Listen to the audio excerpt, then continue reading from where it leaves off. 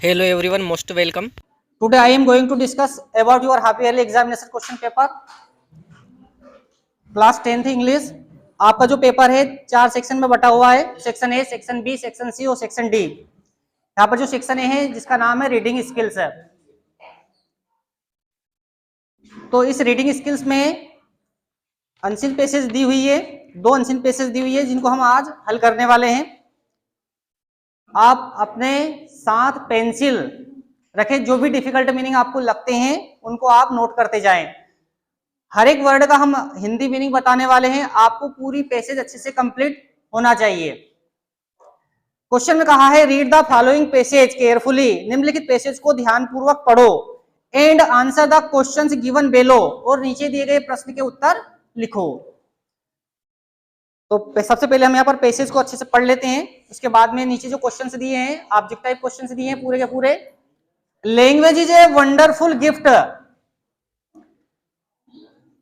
Language एक wonderful gift है, एक अद्भुत उपहार है।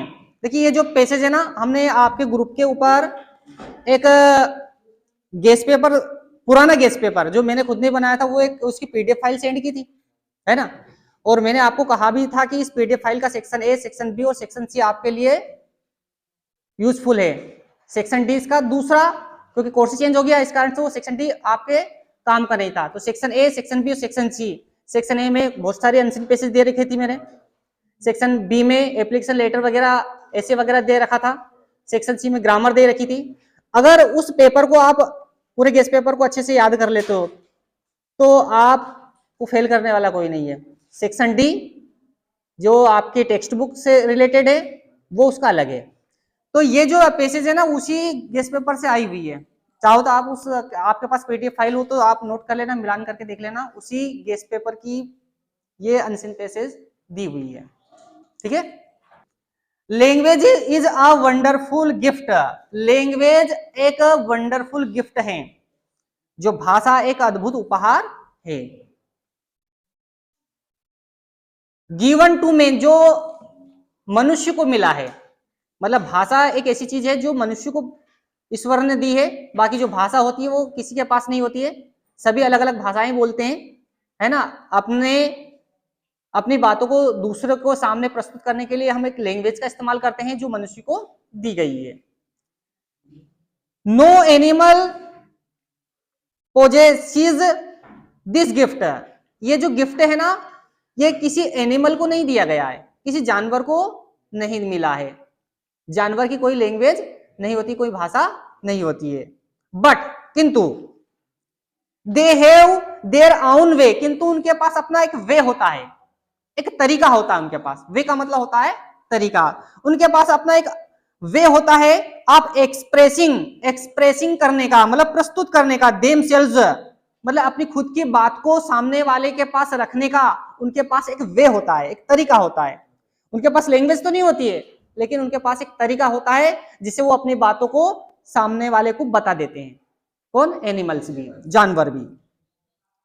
वेन अ रेबिट, एक रेबिट का उदाहरण दिया है, खरगोश का उदाहरण दिया उन्होंने। वेन अ रेबिट, जब एक खरगोश सीज मतलब देखता है, एन एनिमी, किसी भी एनिमी को, किसी भी शत्रु को, है ना, दुश्मन को, जब भी रेबिट किसी शत्रु को देखता है, इट रन्स अवे, तो वो रन्स अवे हो जाता है, वहां से भाग जाता है। शत्रु को देखेगा तो भाग जाएगा वहां से, रन्स अवे हो जाता है। ध्यान देना, ये पॉइंट नोट करना, रन्स अवे क्या करता है, वो रन्स अवे हो जाता है, मतलब भाग जाता है। कहां भाग जाता है वो? इनटू इट्स होल, अपने होल में, अपने बिल में छुप जाता है। खरगोश का जो भी बिल होगा, जो भी उसका घर होगा, उसमें वो जाकर छिप जाता है। नेक्स्ट सेंटेंस में कहा है इट्स टेल, यहाँ टेल की स्पेलिंग गलत लिखी हुई है, सुधार लेना पेपर में। TAIL होती है, टेल मतलब पूंछ होती है, यहाँ पर टेल से लिखा है TLLS, टेल्स मतलब कहना होता है, तो गलत स्पेलिंग दी हुई है, मिसप्रिंट हुआ। इसकी सही स्पेलिंग है TAIL, सही सुधार लीजिए। इट्स टेल, अपनी पूंछ, टेल का मतलब क्या होता है? पूंछ, जो खरगोश की पूंछ होती है उसके बारे में बात हो रही है। विच इज व्हाइट, जो कि कैसी होती है? सफेद होती है, सफेद कलर की पूंछ होती है उसकी। बोप्स अप एंड डाउन, जिसको वो क्या करता है? बोप्स अप एंड डाउन करता है, बोप्स अप एंड डाउन, इस पॉइंट को नोट कीजिए। बोप्स अप एंड डाउन, वो अपनी पूंछ को ऊपर नीचे उछालता है। कौन? खरगोश। जब भी वो अपने किसी शत्रु को देखता है, किसी दुश्मन को देखता है, तो वो क्या करता है, पहले तो अपने बिल में जाकर छिप जाता है, और साथ में जब वो जाता है ना, रन अवे करता है ना, भागता है, दौड़ता है, उस समय क्या करता है, वो अपनी पूंछ को ऊपर नीचे बॉब्स करता है, वो ऊपर नीचे उछालता है। इट रन, जब भी वो दौड़ता है उस समय। दी अदर रेबिट्स, दूसरा खरगोश, जो दूसरे खरगोश होते हैं वो सी देखते हैं, जब कोई दूसरे खरगोश वहां पर मौजूद अगर हो तो वो जब वो देखते हैं इट यहां, एंड दे रन टू, तो वो भी वहां से रन हो जाते हैं, भाग जाते हैं। उनको वो पहचान लेते हैं कि यहाँ पे कोई ना कोई खतरा है ना, वो पहचान लेते हैं। तो ये मैसेज एक रेबिट ने दूसरे रेबिट को दे दिया, उसके पास कोई लैंग्वेज तो है नहीं, लेकिन उसके पास एक वे था, एक तरीका था, जिससे उसने दूसरे खरगोश को चेतावनी दे दी कि भैया यहां से भाग जाओ, यहाँ पर खतरा है ना। कैसे चेताया उसने? अपनी टेल को बॉब्स अप एंड डाउन करते हुए, अपनी टेल को, अपनी पूंछ को ऊपर नीचे करते हुए उसने ऐसा बता दिया। फिर आगे कहा है, दे नो, वे जानते हैं, there there is a it runs, वे जान जाते हैं कि अब उनको भागना है यहां से, ठीक है। दी अदर रेबिट्स, दूसरे खरगोश, सी देखते हैं इन का मतलब यहां पर गलत हुआ, ईट है यहां पर, इन नहीं है, ईट है यहां पर, ठीक है।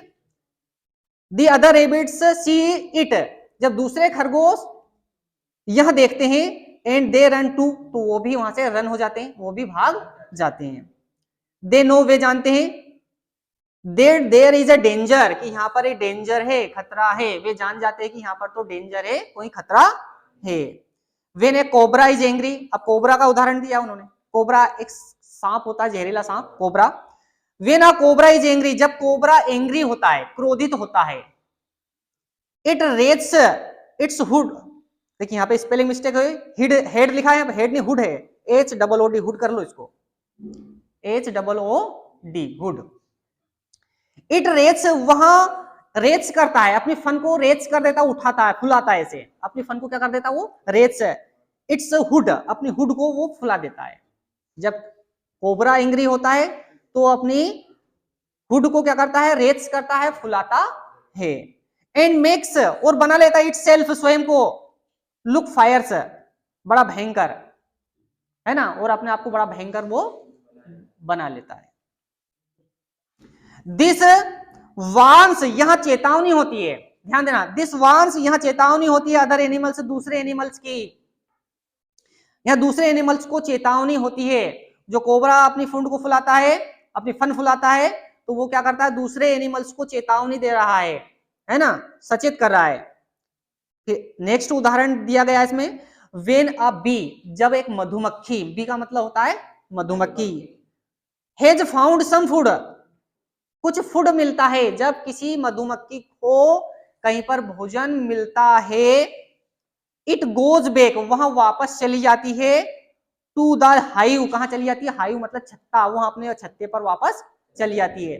मतलब मधुमक्खी क्या करती है, सुबह से भोजन की तलाश में निकलती है अपने छत्ते से, भोजन ढूंढती है, और जिस किसी मधुमक्खी को भोजन मिल जाता है तो मधुमक्खी वहां से वापस छत्ते पर लौट आती है। क्यों लौट आती है, आगे देखिए, इट कैन नॉट टेल, वह कह नहीं सकती, वह दूसरी मधुमक्खियों को बता तो नहीं सकती कि भैया चलो मुझे भोजन मिल गया, मेरे साथ साथ चलो, बोल तो सकती नहीं, क्योंकि उसके पास कोई लैंग्वेज तो है नहीं।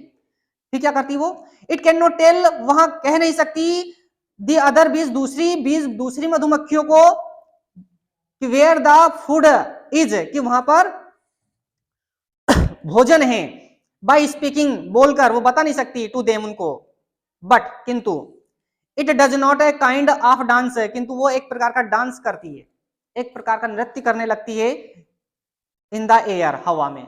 पैसे में बहुत सारी मिस्टेक दी हुई, इज द एयर लिखा है, इन द एयर होना चाहिए यहाँ पर, इन द एयर, वो हवा में एक प्रकार का डांस करने लगती है, एक प्रकार का नृत्य करने लगती है छत्ते के पास आकर।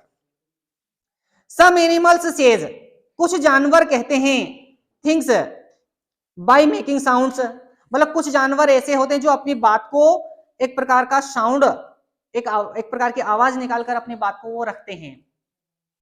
जैसे एग्जांपल एक और दिया, ए डॉग बार्क्स, एक कुत्ता भौंकता है, डॉग, है ना, क्या करता है, बॉक्स करता है, भौंकता है। When A stranger come near, जब कोई स्ट्रेंजर, कोई अजनबी व्यक्ति नियर कम्स नियर, जब कोई अजनबी उसके पास आता तो कुत्ता है वो क्या करने लगता है, भौंकने लगता है। चलिए अब हम इसके क्वेश्चन से देख लेते हैं, ठीक है। क्वेश्चन में कहा है language is a wonderful gift given to, language एक अद्भुत उपहार है जो दिया गया है। किसको दिया गया है, एनिमल को दिया है, मैन को दिया है, रेबिट को दिया, ऑल ऑफ दीज सबको दिया है, मनुष्य को, है ना। मेन, मेन का मतलब यहाँ ऐसा मत समझना कि केवल पुरुष वर्ग को दिया, स्त्री भी आ गई इसमें, ठीक है। मेन मतलब पूरे मनुष्य आ गए हैं, ठीक है। तो ये लैंग्वेज एक अद्भुत उपहार है जो मनुष्य को दिया गया है।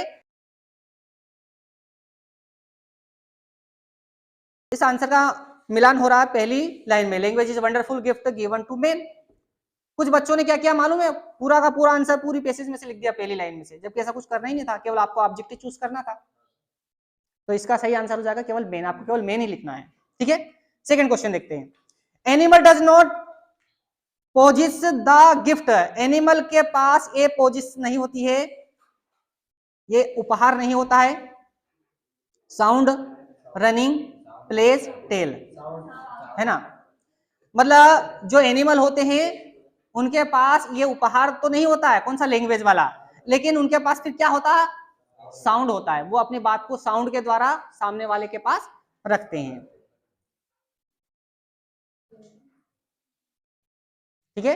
तीसरा question, when a rabbit sees an enemy, जब एक रैबिट एनिमी को देखता है, किसी दुश्मन को देखता है, तो वो क्या करता है, हाइट से छुप जाता है, स्लिप्स सो जाता है, प्लेस खेलने लगता है, रन अवे भागता है, रन अवे, है ना, वो भागने लगता है। मैंने इस पॉइंट को नोट करने के लिए कहा था आपको, पैसेज में करने के लिए कहा था ना। कौन सी लाइन में मैच हो रहा है, ऊपर से सेकंड लाइन, है ना।